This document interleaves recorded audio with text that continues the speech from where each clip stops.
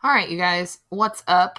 I'm just coming back with you to kind of go through the rest of this World War II PowerPoint, and kind of give you some more information, maybe make things or help things make sense a little bit more, um, and kind of wrap up this section because believe it or not, we're pretty much done with World War II.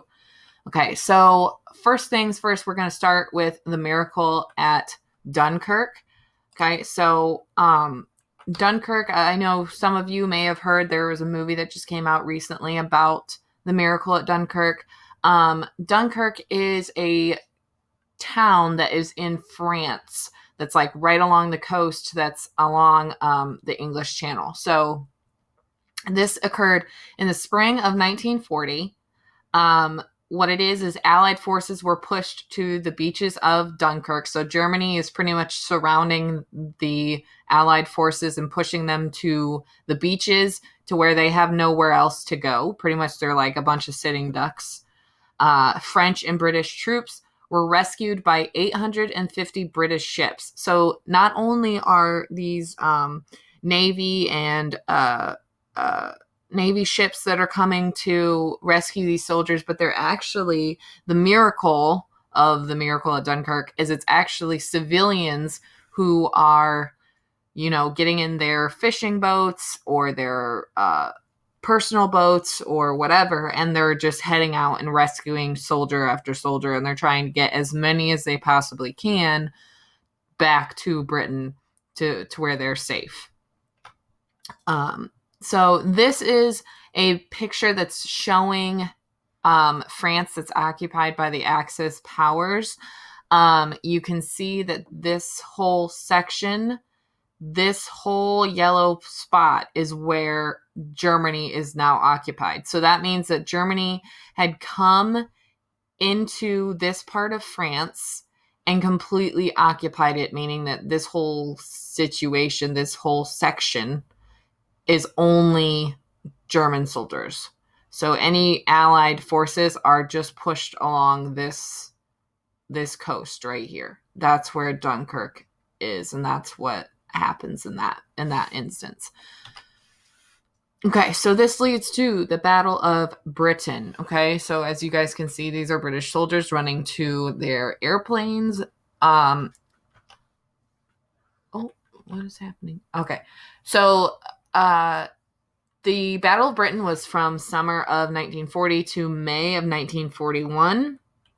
And I'm sorry about this big gray square. I know it's not very pretty to look at, but otherwise, I couldn't find a font color to where you guys would actually be able to read what it says on the slide. So I'm sorry, but that's just how it has to be, I guess.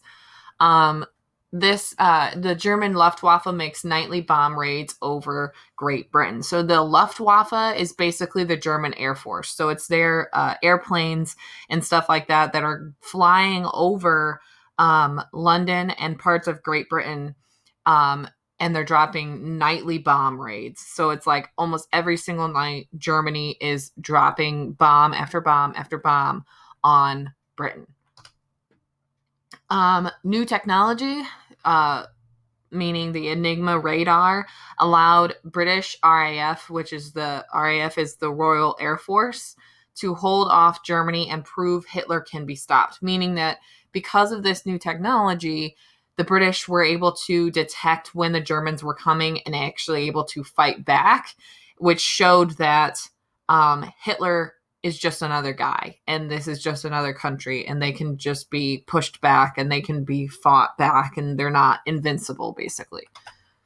Okay, so here we just have some couple pictures from the Battle of Britain. This is a little boy who he looks just adorable to me, but he is sitting on piles of rubble and just kind of holding his little stuffed it looks like an elephant, maybe little stuffed animal there.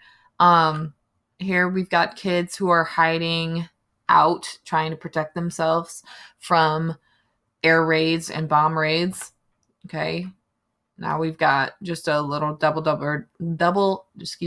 decker bus that have kind of fell into this big crevice. I mean, this whole crevice is from a bomb that was dropped. So this is kind of like the size of the damage that we're looking at here. I mean, all of these houses that are off to the side over here, these are completely torn out, or I mean businesses, excuse me. These are kind of completely torn out. I mean, this is just a huge crater that's in the middle of the street, in the middle of this town. Okay, so this guy is a famous guy from Britain. He's the prime minister. His name is Winston Churchill. He's the prime minister of England. The prime minister is it can kind of be compared to president. Okay, so he is in charge of parliament, and he has daily meetings with the crown and stuff like that, and makes sure that everything's running great. And he kind of makes the decisions for Britain for the most part. So he says, never in the field of human conflict was so much owed by so many to so few. Okay, so that was his quote about the Battle of Britain. Okay, so now we're kind of switching sides a little bit, and we're going not so much to the western side, but more to the eastern side. Okay, we're going to look at Germany that's pushing towards Russia. Okay, so this is called Operation Barbarossa. This is the operation that Germany has to launch into parts of Russia. Okay, so if you guys remember way back in the first video that I showed you guys, Germany makes a deal with Russia they kind of come to an agreement to say, look, we're not going to fight against each other. You know, we're going to split Poland. We're going to kind of have a truce. We won't fight against each other. Well, this is the moment where Germany kind of stabs Russia in the back and says, oh, wait, yeah, we are. Okay, so this is in June 22nd, 1941, Operation Barbarossa actually officially begins. Okay, so in this, like I said, Germany breaks the non-aggression pact and invades the Soviet Union. So if you can see in the picture that's in the background, they have 3 different waves that's coming through that they're attacking these along this dotted line. That is where they're moving towards, and that's where the front is officially. The Soviet Union uses scorched earth policy and holds back Germany at Leningrad. Okay, so scorched earth policy, what that means is Russia, when in any of these small towns and any of these parts of Russia, they are going through and basically just burning everything to a crisp. Okay, so they're burning resources, houses, any types of food, any types of clothing, medical supplies, anything you can think of that you would possibly need. Russia is completely burning to a crisp. They're doing that so that when Germany comes through, they have absolutely no resources and no way to survive on this Russian soil. Okay, so they have this whole part of Russia completely burned to a crisp. And then at this city right here in Leningrad, they actually hold back Germany and stop their advance. Okay, so that was kind of Russia's policy on holding Germany out of Russia. Now, after Leningrad, Germany moves to Moscow and then moves to Stalingrad. All right, so here we've got Stalingrad. This is the city of Stalingrad. That in Russian, basically, that's just the city of Stalin. Okay, which Stalin at this time is the dictator of Russia or of the Soviet Union, whichever one you want to call it. Technically, it is the Soviet Union at this point. So Stalin is in control. He has this city that's named after him, and the Germans are coming for this city because this is kind of a really important city just because of the fact that it's named after Stalin. Okay, so they're trying to kind of get a big blow to Russia at this point. This is probably one of the biggest disasters of World War II for the Germans, to be honest. So because of the scorched earth policy and because the Germans are taking so long to move through Russia because the Russians are pushing them back and pushing them back and pushing them back, they don't get to Stalingrad until the winter time. And stereotypically, when you think of Russia and you think of winter, it's going to be cold. Okay, so the Germans are not really equipped to deal with these conditions in Russia, in Stalingrad. Okay, so as you can see in this picture, this guy's face, he doesn't look too happy, and it kind of looks like he might have some frostbite or some type of something going on in his face. You know, it's just not great for the Germans. Okay, so this Stalingrad takes place, the Battle of Stalingrad. Okay, so this is all, remember, this is still all over one city. Takes place from August 1942 to February of 1943. So basically, almost all of it is fought throughout the winter. Okay, so Germany's goals when they get to Stalingrad, they want to seize all the oil fields and they want to capture Stalingrad because, like I said, again, it's a huge blow to Russia if they end up losing Stalingrad. It's a personal blow against Stalin, and it is a way for Germany to get more resources, more oil fields to kind of keep their front moving. The German troops end up surrendering to the Soviet Union due to starvation and cold. Okay, so on top of the fact that there's the scorched earth policy and that it's in the middle of winter, they are ill-equipped, they don't have any resources. The German soldiers end up starving to death, freezing to death. Basically, it's just a really bad time for the German soldiers. So they end up having to surrender or to give up to the Soviet Union, and the Soviet Union ends up winning at Stalingrad. Okay, so that now we're getting towards more the United States kind of side of things. So Pearl Harbor, if you guys, I know a few of you already know this. Pearl Harbor is the beginning of the war for the United States. Now, remember, the World War II actually officially starts in September of 1939. Now, World War II from 1939 to 1941 is only being fought between European countries and Russia, basically. Okay, the United States is not involved at all. Now, it's not until Pearl Harbor happens that the United States actually gets into World War II. So Pearl Harbor, the official date is December 7th, 1941. Okay.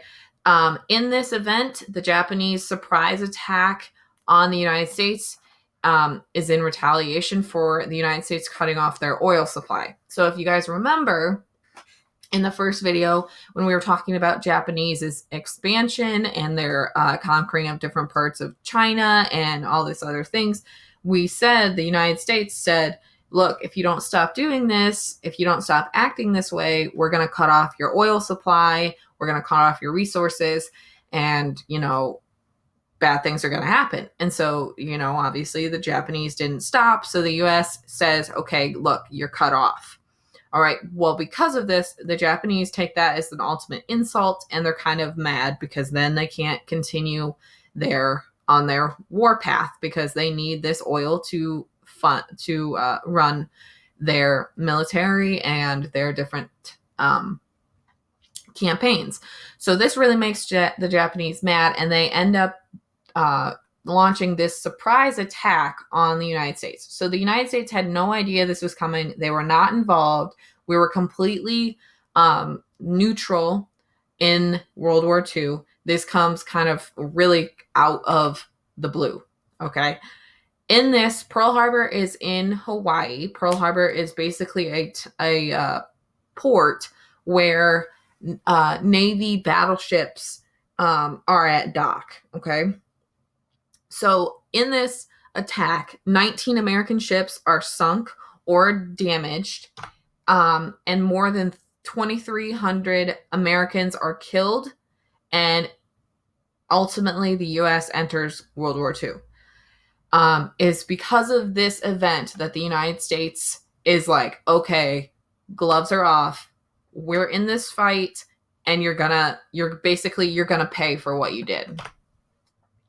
Okay, so this is a famous picture of President Franklin D. Roosevelt, who is president during World War II, most of World War II.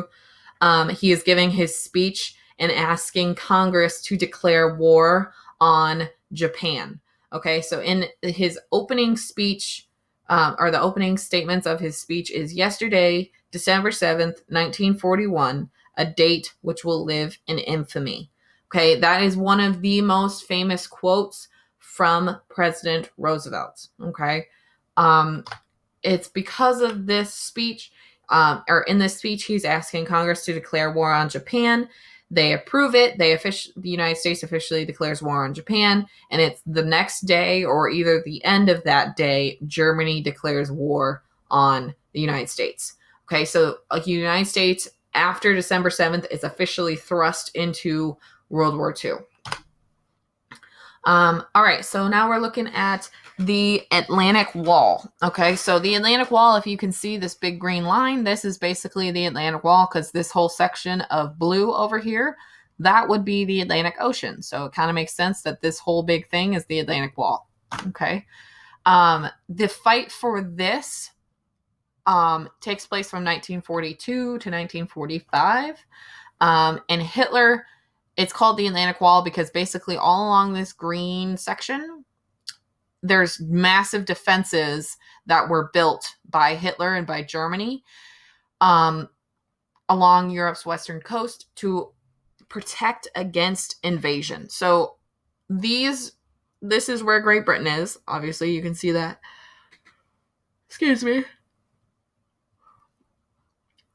They are protecting against Great Britain's invasion because if you can see, there's only a itty bitty section right here where water comes through between Great Britain and this section of France. Okay, so they are protecting this coast against invasion. They don't want any of the Allied forces to be able to break through that green line. Okay. All right, so this is kind of what some of these forts or what some of these defenses would look like. This is a giant artillery gun that is used to defend against invasion. All right, so this is just another example of what we're talking about with the Atlantic Wall. Okay, this is how big some of these artillery guns are. I mean, this is a guy that's standing next to this gun. I mean, these things were absolutely huge. Okay. Now this is just another ridge, that's the coast of France. Okay, so this is kind of the ridges that they're protecting against invasion. Okay, so basically, if not only these cliffs look pretty daunting, but on top of these cliffs are just the giant artillery guns like this. Okay, so this leads us to D-Day. All right, D-Day is officially pretty much the huge turning point for the Allies and the success of World War II for the Allies. Okay. D-Day is a massive invasion of Europe planned by Supreme Allied Commander Dwight D. Eisenhower, which is this guy seen here. This is Dwight D. Eisenhower. He is a huge commander of the armed forces for the United States, and he eventually becomes president of the United States after World War II is over. Okay. Normandy, France is selected as the best location for the Allied forces to invade and fight Germany, to push Germany back. Okay. If you see this is part of France, right? So there are 1, 2, 3, 4, 5. There's 5 beaches that the Allied forces choose to invade along Normandy. Okay, so there's Utah, Omaha, Gold, Juno, and Sword. Okay, so there's 5 different sections that they are invading to try and push the Nazis back. All right, so again, this is the Higgins boats that the soldiers are riding up to the coast, which you can see up behind here in the background of the picture. These are the boats that they are traveling from the big carriers or battleships. They're getting off the giant ships, getting into these small boats, and then kind of motoring up to the coast to go on to fight the Germans. Okay, so the invasion officially happens on June 6th, 1944. Troops land in France to push into Germany. It is the largest land and sea attack in history. And it leads to the eventual liberation of Belgium, France, and Luxembourg. So basically, liberation means freedom. So it was a huge success. The Allied forces are pushing the Germans back into Germany. So that means that France, Belgium, and Luxembourg are officially occupied again by the Allies, which is a very good thing. Okay. Again, these are just some pictures that you guys can get a peek at from the D-Day invasion. Okay, so this is the them moving towards Omaha Beach on June 6, 1944.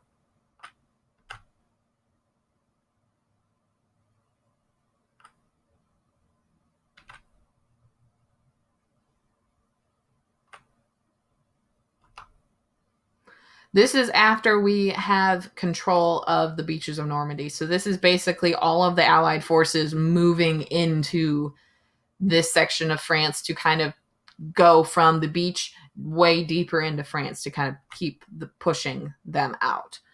Okay, so now we get officially into the liberation of Europe. So this is kind of moving towards the end of the war. Allied soldiers push into Paris and free France. Okay, so officially France is now free from German occupation. The Soviet army closes in on Germany from the east. So not only is the Soviet army moving closer to Germany from the eastern side, but they also have the entire Allied force that's pushing in from the western side. So Germany is kind of getting squooshed in between both of them. The U.S. and British forces advance from the west, like I said. Okay, so they're getting squooshed back into Germany and kind of getting pushed together. Okay, again, this is just some of the Allied soldiers that are marching through parts of France. This is it's a liberation of Paris picture. These are guys enjoying being able to free France. Okay, so now we're getting to the Battle of Berlin. Begins in April 1945.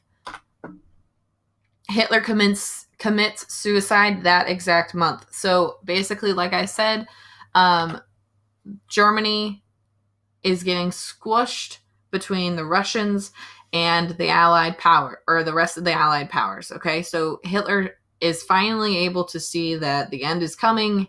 He is not going to win this. He's going to lose. And after hearing what happens to Mussolini, which Mussolini in Italy, when the Allied forces go through Italy and take back Italy and overthrow Mussolini, he is hung up in the streets by his toes and left to starve to death, basically. So Hitler already knows what happened to Mussolini, and he's afraid that that's going to happen to him. So he decides to commit suicide with his girlfriend, Eva Braun, in the bottom of a bunker in Berlin. And at first, he takes a cyanide capsule, which is poison, to try and kill himself. It's taking too long, so he then pulls out his pistol and shoots himself, and that's how he commits suicide. After he commits suicide, about a month after he commits suicide, Germany officially then surrenders in May of 1945. Okay, so this is a picture of a German woman that's kind of starting to move herself back in to the city of Berlin. I mean, this is just kind of pictures of the aftermath of the bombardment of Berlin. Okay, so the Allied forces are dropping bomb after bomb after bomb, and they're just trying to basically weed Germany into surrendering, which they ultimately did, because you can see just the amount of damage that Germany took in this battle. All right, so officially, Victory in Europe Day is May 8th of 1945. So that officially ends the war in Europe. But the war is not over for Japan and the United States. because they are still fighting. So this is the turning point for the United States, is the Battle of Midway. This is just a battle between the United States and Japan. Okay. Battle of Midway takes place June 4th, 1942. Japan targeted Midway, which is an island, a small island that's in the Pacific. And they wanted to get the whole U.S. fleet to the island of Midway. Okay, the U.S. attack on Japanese aircraft carriers. They attack Japanese aircraft carriers, and it was successful. Like I said, it is officially the turning point of the war in the Pacific. Okay. This is a photograph of Commander David McCampbell, which is he's a part of the U.S. Navy. These are just some pictures from the Battle of Midway. Then we get to the Battle of Guadalcanal. This is August 1942 to February 1943. The Allies attacked Japanese air bases in the Solomon Islands.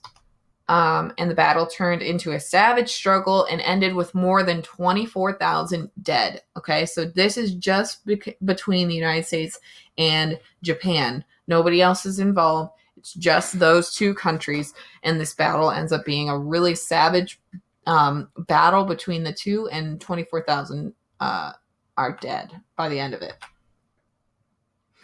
Okay, so this is the battles of Iwo Jima and Okinawa. This is some of the most famous battles in World War II. This is February to June of 1945. There's brutal fighting over small islands that are close to Japan. There's extremely high casualties on both sides. And this is where we get this famous picture. If you've ever seen this picture of the American soldiers putting up the flag, this is on Iwo Jima after the Americans officially gained control of that island. Okay. Now we are getting to the official end of World War II with Hiroshima and Nagasaki. Okay. I know you guys have read, or at least you should have already read, that small reading I gave you about Hiroshima, so you kind of already have a background knowledge. This is the dropping of the atomic bombs. So in this background picture, you can see the just destruction that is left by the atomic bombs. Okay, I remind you, this whole city was full of people going through their everyday lives, children going to school, like you guys would be right now if we weren't in this situation. People out buying groceries, people going to work, stuff like that. This whole city was full of everyday, ordinary Japanese people. Okay, this takes place. Hiroshima is first, and then Nagasaki is second. Hiroshima, the bomb is dropped August 6th, 1945, and Nagasaki is August 9th, 1945. President Truman of the United States, at this point, Franklin Roosevelt has passed away, and his vice president, Harry S. Truman, has to take his place. So he becomes president in 1945, and he is informed an invasion of Japan might cost 1 million lives. So he's looking at the choice of, so we can either drop the atomic bomb and have a chance of ending the war and making Japan surrender, or we can invade them and maybe lose 1 million American lives. Okay, so that's the choice that he kind of has to come up with. And it says dropping the bomb would be the quickest possible end to the war. Approximately 140,000 plus Japanese civilians died in the atomic bombs. And radiation fallout killed more and led to Japanese surrender. So officially, after these two atomic bombs were dropped, Japan officially surrenders. Now, this is a hugely famous picture showing VJ Day. VJ Day means Victory in Japan Day. So that is officially the end of the war in 1945, August of 1945. So this is a famous picture of a soldier that's coming home and just grabs a nurse and kisses her in the middle of the street. Okay. And that symbolizes just the elation of the fact that World War II, the war is finally over. Okay.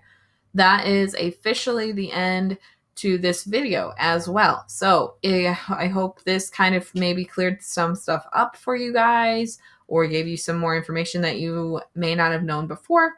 If you guys have any questions, you know where to reach me. But other than that, I will see you when I see you.